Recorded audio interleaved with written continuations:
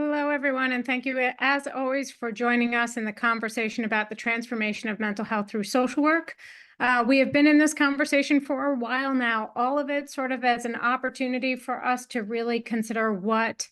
transformation of the system, transformation of the services, transformation of the access, of the meaning, what all of those things mean as we begin to really look at and explore and confront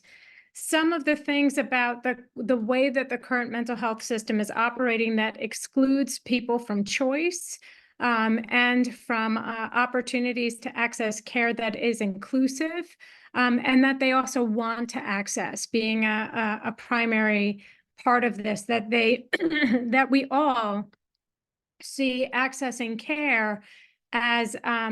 something that we want to do to address any things that come up and to also prevent things from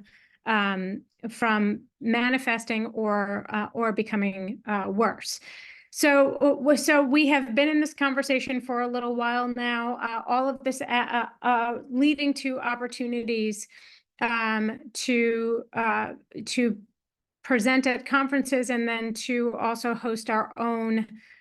conference that is going to be all focused on the transformation of services, the transformation to increase access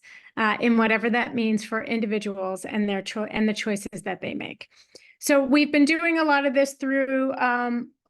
looking at articles that were written by Sweet to begin the conversation and begin to address these areas in a more critical kind of way. And so one of these articles that we've been looking at most recently is this one about unveiling the strengths of social workers. And we've gone through several parts of this article as a jumping point for the ongoing conversation. And so today, what I want to spend some time on is it's really mostly about this collaborative spirit and educators and mentors as being two that seem to go hand in hand in the ways in which I think about it anyway. And so in collaborative spirit, social workers recognize the strengths of collaboration. They forge partnerships with colleagues, community organizations, government agencies, and other stakeholders to create a collective impact. By working together, they amplify their ability to bring about positive change. And I'm going to pair that with educators and mentors. Beyond their immediate role, social workers act as educators and mentors. They empower individuals with skill, knowledge, and tools to navigate life's challenges independently. Through education and guidance, they foster growth and empower their clients to lead fulfilling lives. And so the reason why these two things sort of come together for me as one thing is because I certainly cannot be an educator or a mentor to anyone if I'm not thinking about things in a collaborative kind of way. And when it allows us to really begin to look at what we mean also when we are working in a collaborative spirit, what that means in the context of being an educator or a mentor, and extending the education and mentorship beyond the client and into the colleague and into the student and into the organization that we are collaborating with, those partnerships that we have, because only then are we really creating that opportunity for collaboration and more of a collective community and a collective responsibility for everybody's well-being. So, and I remember, during my time in working in the criminal justice system, I couldn't do my job if not for collaboration. And I couldn't do my job if not for being able to provide education to systems that don't typically know what each other does.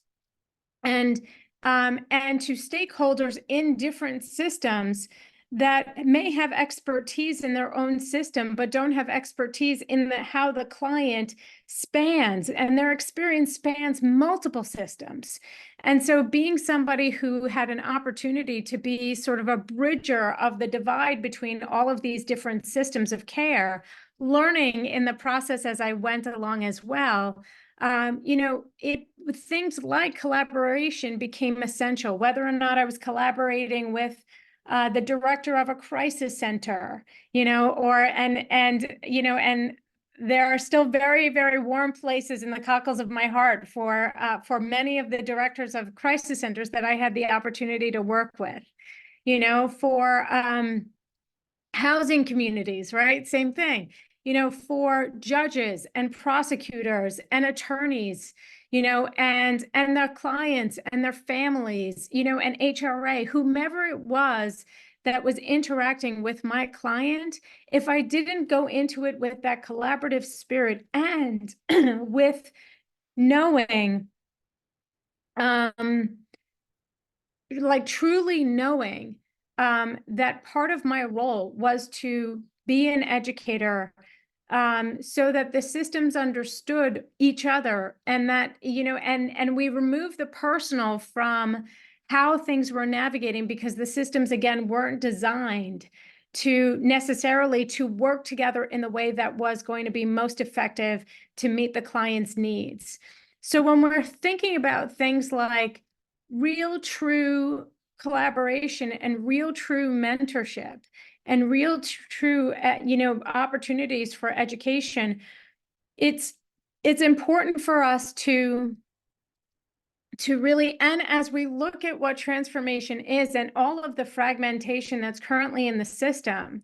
and also all of the pointing of fingers about who is doing what and why and how wrong or whatever it is, that instead of spending our time focused on those areas, that there's an opportunity for us to spend time just thinking about what could my role be as an educator in the collaborative space, so for my clients, so that they can get their needs met, so that the system itself can open its doors, the multitude of doors, so that my client doesn't have to shuffle through the process and